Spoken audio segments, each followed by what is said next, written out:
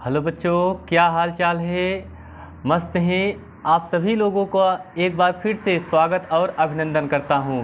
दोस्तों, आज एक और शानदार क्लास के साथ आज की हम क्लास शुरुआत करने चल रहा हूं। मैं लगातार आप लोग के लिए जीवन परिचय लेकर के आ रहा हूं। दोस्तों, आज का जो जीवन परिचय होगा वो रामधारी सिंह दिनकर जी के ऊपर होगा। बात करें दोस्तों, आज की वीडियो को देखना बहुत ही इम्पोर्टेंट होगी। मैं बताऊं कि ये वीडियो अगर आप लोग देख लेते हैं आज, तो आज से यहाँ से दोस्तों अगर बात करें रामधारी सिंह दिनकर जी का जो जीवन परिचय है वो बहुत इम्पॉर्टेंट होने वाला है। क्योंकि बात करें ये लगातार परीक्षाओं में पूछा जा रहा है और अब की बार भी ये क्वेश्चन ज़रूर पूछा जाएगा। मैं बिल्कुल आपको सरल तरीके में समझाने चल रहा हूँ। आप लोग वीडियो को शुरू से लेकर के अंत तक देखना होगा और समझ में आ जाएगा बहुत बेहतर तरीके से। चलिए दोस्तों, स्टार्ट करते हैं अपनी क्लास की। देखिए, क्लास 12 हिंदी जीवन परिचय 5 नंबर पक्का है दोस्तों आएगा। ये आपको यहाँ से मैं आपको बता रहा हूँ 100% ये क्वेश्चन ज़रूर आपके पेपर में पूछेगा दोस्तों। ठीक है, ये क्वेश्चन अगर आप लोग पूरा देख लेते हैं, लिखने का जो तरीका है वो भी आप लोग इसी तरीके से पूरा लिखेंगे। ठीक है, चलिए देखते हैं कैसे। अगर बात करें, देखिए रामधारी सिंह दिनकर जी का जो साहित्यिक आपसे पूछेगा, साहित्यिक परिचय एवं कृतियाँ लिखिए। ठीक है, तो रामधारी सिंह जो दिनकर जी की साहित्यिक कृतियाँ और इनका जो परिचय है वो किस तरह से हम देंगे। ठीक है, आप लोग देख सकते हैं। चलिए देखा जाए इनका जो जीवन परिचय है दोस्तों। देखिए, कहा जाता है कि रामधारी सिंह दिनकर जी का जन्म बिहार के मुंगेर जिले के सिमरिया नामक गांव में सन 1908 ईस्वी को हुआ था। इनका जो जन्म हुआ था दोस्तों वो कब हुआ था? 1908 ईस्वी में मुंगेर जिले के सिमरिया नामक गांव में हुआ था दोस्तों। ठीक है, अब आगे देखिए, अगर इनका हम जीवन परिचय के रूप में देखें, इन्होंने पटना विश्वविद्यालय से बीए उत्तीर्ण किया। जो बीए की परीक्षा होती दोस्तों वो उत्तीर्ण कहाँ से किए इन्होंने? तो पटना विश्वविद्यालय से मेरे भाई इन्होंने परीक्षा को क्या किया? उत्तीर्ण किया था। ठीक है, आगे कहा जाता है कुछ दिनों तक मुजफ्फरपुर कॉलेज में हिंदी विभाग के अध्यक्ष भी दोस्तों ये रहे। कुछ दिनों तक ये मुजफ्फरपुर जो कॉलेज था वहाँ पर ये कहा जाता है कि उस मुजफ्फरपुर कॉलेज में हिंदी विभाग के अध्यक्ष पद पर रहे। ज्ञानपीठ पुरस्कार तथा पद्म भूषण से सम्मानित होने पर इन्हें राष्ट्र कवि का दर्जा प्राप्त हुआ था। इन्हें दोस्तों राष्ट्र कवि का दर्जा प्राप्त हुआ था जब इन्हें हिंदी विभाग से पद्म भूषण से सम्मानित होने पर। आगे कहा जाता है हिंदी साहित्य का यह सूर्य, कहा जाता है दोस्तों हिंदी साहित्य का यह सूर्य 24 अप्रैल सन 1974 ईस्वी को 24 अप्रैल सन 1974 ईस्वी में सदा के लिए अस्त हो गया। यह जो सूर्य था दोस्तों, अगर कहा जाए दिनकर जी 24 अप्रैल 1974 ईस्वी को ये इस दुनिया से सदा के लिए छोड़ करके चले गए। अब देखिए ये रहा इनका जीवन परिचय। अब इनका हम देखेंगे दोस्तों साहित्यिक जीवन परिचय। तो दोस्तों वीडियो अगर पसंद आ रही है तो प्लीज़ सभी लोग लाइक, शेयर और सब्सक्राइब जरूर कर दीजिए। ज़्यादा से ज़्यादा लोगों को तक ये वीडियो सेंड किया जाए दोस्तों। ठीक है, ताकि सभी छात्र आसानी से अब की बार परीक्षा में बैठें और उनका भी नंबर अच्छा आए।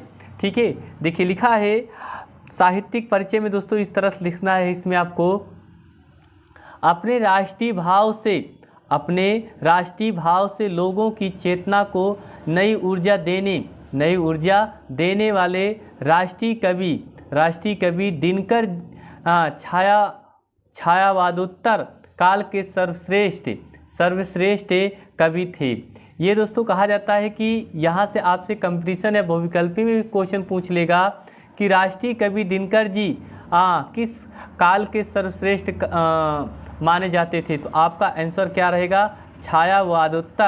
छायावादोत्तर काल के ये सर्वश्रेष्ठ क्या थे? कवि माने जाते थे। ठीक है, आगे देखिए माने जाते थे। इन्होंने प्रगतिवादी कवियों में भी सर्वश्रेष्ठ समझा जाता है। इन्हें प्रगतिवादी कवियों में सबसे सर्वश्रेष्ठ समझा जाता है। इन्हें सौंदर्य प्रेम, राष्ट्र प्रेम, लोक कल्याण आदि अनेक विषयों पर काव्य की रचना किया। ये दोस्तों अनेक विषयों पर इन्होंने क्या की, काव्य की रचना की। आगे इन्होंने कुरुक्षेत्र नामक प्रसिद्ध रचना को भी दोस्तों क्या किए थे, सजाए थे। ठीक है, यह कहा जाता है कि दिनकर जी को क्रांतिकारी कवि के रूप में भी प्रतिष्ठा मिली।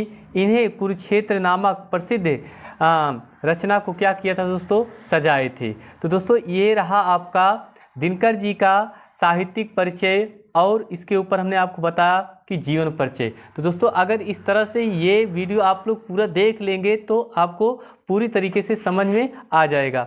अब हम देखते हैं इनके आगे इनकी जो कीर्तियाँ थी वो क्या थी। तो चलिए दोस्तों अगर बात करें इनकी कीर्तियाँ, तो अगर कीर्तियाँ जो दिनकर जी की कीर्ति थी वो किस तरह से थी, तो इनकी कीर्तियों में दो थी, एक काव्य कृतियाँ, एक गद्य कृतियाँ। तो काव्य कृतियाँ गद्य कृतियाँ में दोनों में समानता क्या थी ये आपको भी लिखना रहेगा एग्जाम में। ठीक है, देखिए कृतियाँ में क्या लिखना है, रामधारी सिंह दिनकर जी ने अपनी सामर्थ्य लेखनी से गद्य और पद्य दोनों ही क्षेत्रों में सेवा की। इनकी रचनाएं इस प्रकार है। इनकी जो रचनाएं हैं दोस्तों इस प्रकार हैं, क्या थी देखिए जरा, देखिए काव्य कृतियाँ, इनकी जो रचनाओं में काव्य कृतियाँ थी वो क्या थी। काव्य कृतियाँ में अगर बात करें रेणुका, हुंकार, कुरुक्षेत्र, रथी, नील कुसुम, उर्वशी। ये क्वेश्चन बहुत पूछा जाता है कि रामधारी सिंह दिनकर जी की जो उर्वशी है वो कौन सी काव्य कृतियाँ हैं। ठीक है, तो याद रखना ये इनकी काव्य क्या थी, कृतियाँ थी, उर्वशी। परशुराम की प्रतीक्षा, हरे को हरि नाम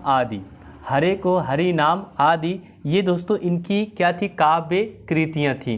ठीक है, अब हम आगे देखें इनकी गद्य कृतियाँ। तो गद्य कृतियाँ में अगर देखा जाए तो देखिए ध्यान से देखना मेरे भाई, आप लोग को अच्छे से समझ में जरूर आएगा। गद्य कृतियाँ में कहा जाता है मिट्टी की ओर अर्ध नारी स्वर, संस्कृत के 4